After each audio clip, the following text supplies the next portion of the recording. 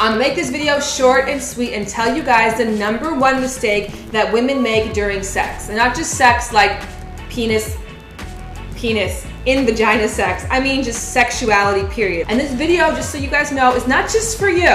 It's a helpful reminder for me as well, because yes, even I make this mistake. That is how common this shit is, because as you can tell, I don't make a lot of mistakes. Take a little walk with me for a second. You and your boo have the night to yourselves. You call them over, you have everything prepped. They come over and you are already excited. So excited the neighbors could come over for a swim if they wanted to. But no, tonight is just between you and them. You get to making out. Everything is great and it's groovy. They strip your clothes off, you strip their clothes off. Then they have that moment where they stare at you and they look at you and they really, really look at you. Their eyes on your body and you find yourself verbally vomiting out, "I know, I haven't been to the gym in a long time. Don't try and stare at my rolls too hard." What?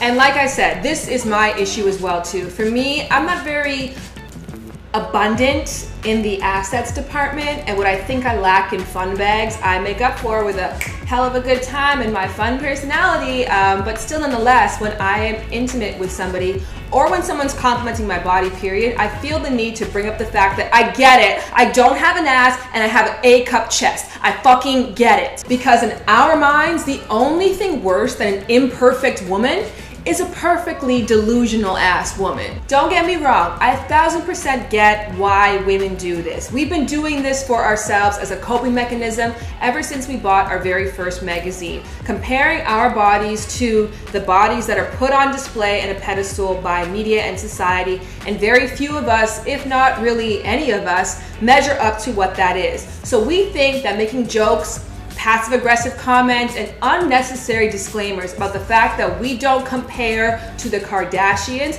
is a way of making everybody feel more comfortable, because they must be thinking it, so if you say it first, then everyone's gonna have a better time. At least we got that out of the way, right? But I wanna let you know today that you are wrong, and you are ruining your sex life because of it. Bringing your insecurities into the bedroom or into any kind of intimate setting not only makes it awkward for the other person, but also it reminds you in a time when you're supposed to feel celebrated, liberated, sexy, and beautiful, that once again, here's one more thing that you probably can't be as good at as you want to be. And as women know, women who are sexual, the surest way to getting yourself that big release and that big O is to get out of your head, to be in the moment. And how can you be in the moment if you were trying to figure out what positions you can be in that hide the roles?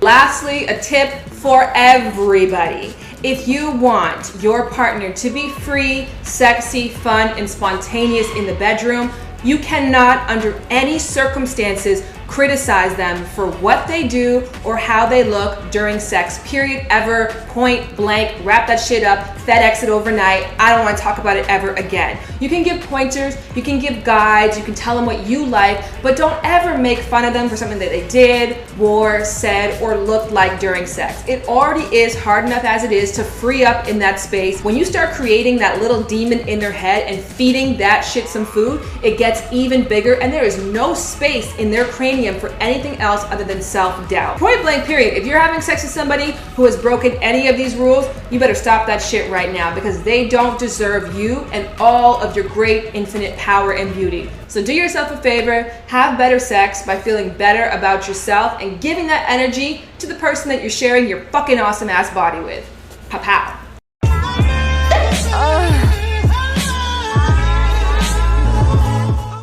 Hey everyone, I'm Joe. I'm Shannon. I'm Bart. I'm Gio, and you're watching Ask the Feels. And today we have a question from Free Tibet. Yeah, that's the whole base of like Freud anyway. He was just saying that we all want to fuck our parents. Exactly. True. I mean, I get that. And this is less creepy than that. Yeah, because it's you your win. sibling.